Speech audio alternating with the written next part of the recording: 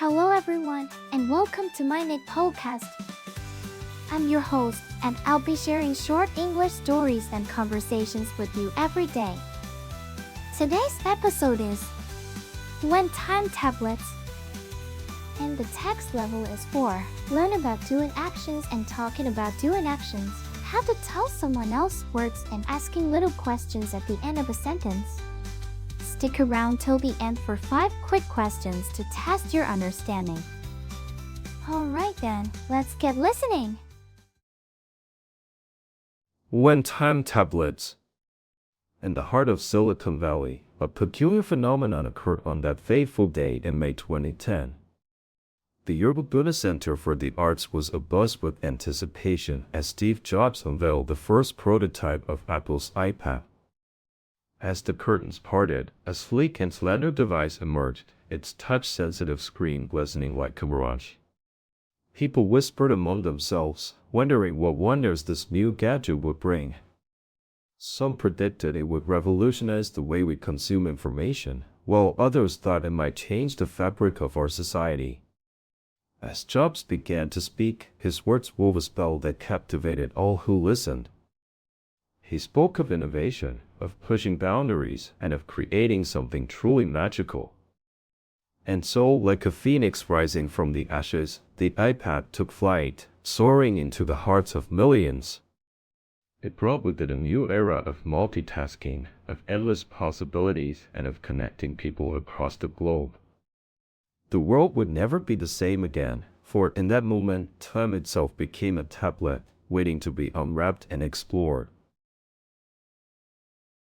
Now, let's move on to the conversation between Billy, Meg, Hallie, and their teacher, Louis, after reading the novel.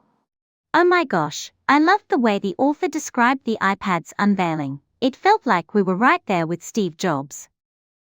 Actually, Meg, it was a bit too flowery for my taste, but I do agree that the author did a great job of setting the scene.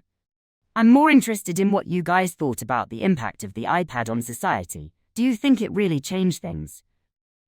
Yeah, I love how the author talked about time becoming a tablet. It's such an interesting idea, and I agree with Carrie. Did it really change things? I think it did, Billy. I mean, we're also connected now and can access information on our devices. It's amazing. That's a good point, Meg, but let's not forget the potential downsides of this increased connectivity. Downsides? You sound like my mom. Come on, Leah, lighten up. Haha, nice one, Carrie. But seriously, guys, what do you think about the future of technology and how it will affect society? Now, let's test your understanding of the novel and the dialogue with 5 questions. Question 1. What phenomenon occurred in Silicon Valley on May 2010? I. The introduction of Apple's iPhone. B. The unveiling of the iPad. C. A solar eclipse. D. A new era of multitasking. E. A global economic crisis. The answer is B. The unveiling of the iPad. Question 2. Who was speaking at the Yerba Center for the Arts in May 2010? I. Steve Wozniak. B. Elon Musk. C. Jeff Bezos. D. Mark Zuckerberg. E. Steve Jobs. The answer is E. Steve Jobs. Question 3. What did Steve Jobs mention during his speech at the Yerba Center for the Arts? I.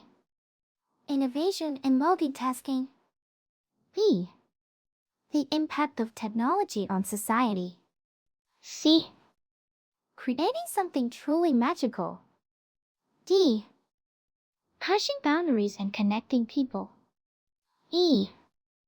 All of the above. The answer is E. All of the above. Question 4. What did Matt think about the author's description of the iPad's unveiling? I. It was too flowery. B. It felt like they were right there with Steve Jobs. C. It was boring and uneventful. D. It had no impact on society. E. She didn't have an opinion. The answer is B. It felt like they were right there with Steve Jobs. Question 5. Why did Billy think about the idea of time becoming a tablet? I. It's such an interesting concept. B. It has no relevance to our lives. C.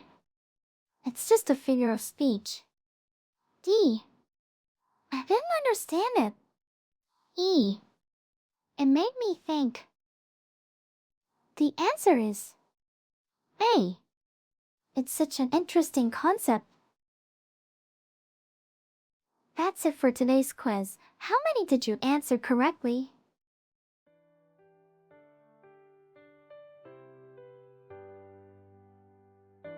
Thanks for tuning in to my channel today.